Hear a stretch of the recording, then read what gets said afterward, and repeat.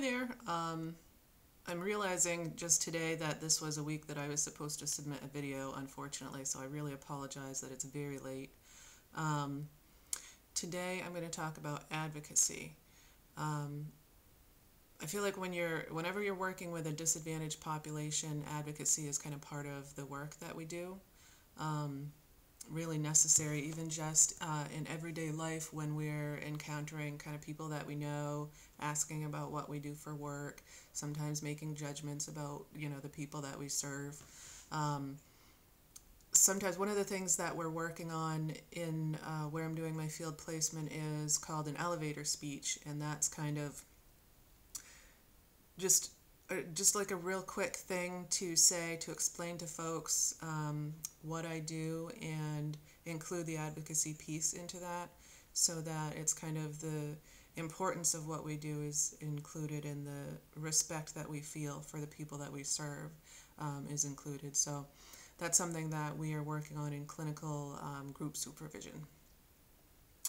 Um, the other thing that's important with advocacy is a lot of times when we're working in state-funded services, there are a lot of folks that are coming from the point of view of trying to save money.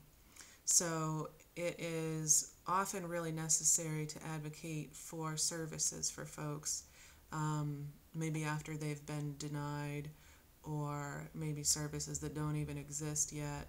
Um, and advocacy is really an important part of that.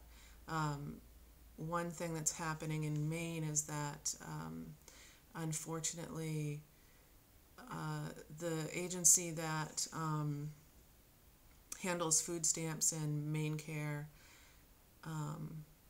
which is Medicaid, our Maine Medicaid, has cut a lot of funding, and it's getting really confusing for people to navigate. So they'll send people letters just saying you don't qualify for this program or whatever, when really it's just that the person needs a note from their doctor. So I advocate with a lot of my folks just saying, hey, I think I do qualify and this is why. What do I need to bring in or to mail you? And that way they can get some services.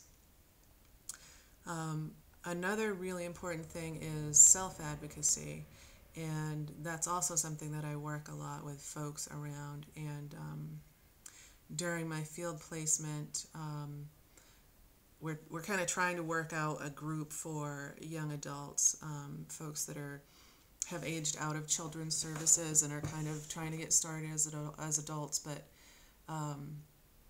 when people are in the system, when they're kids and teens, often they're just not ready to become adults, even though legally that's the age that they are. So we're trying to put some feelers out there to try to start a young adult group that's around skill building, just kind of life skills, and self-advocacy will be one of those pieces.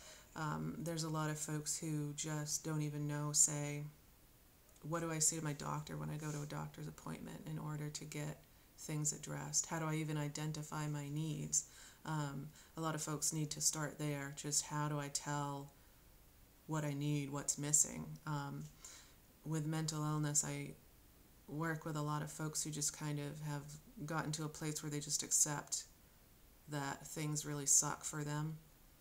And they live that way. They just try to make it through day to day, as opposed to trying to figure out what's missing and how they can get that in their life.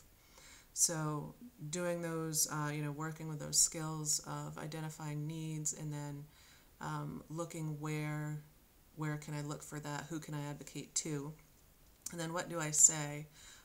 What do I say that's appropriate and respectful and effective?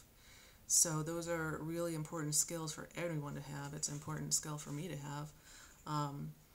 And I'm really excited. I'm hoping that we can get that group going, that there's some good interest in that, because I think it's really important. It's really kind of a needed thing among young adults. I hope everyone else is having a good week, and I'm really enjoying watching everybody's videos. Thanks very much. Have a good week. Bye.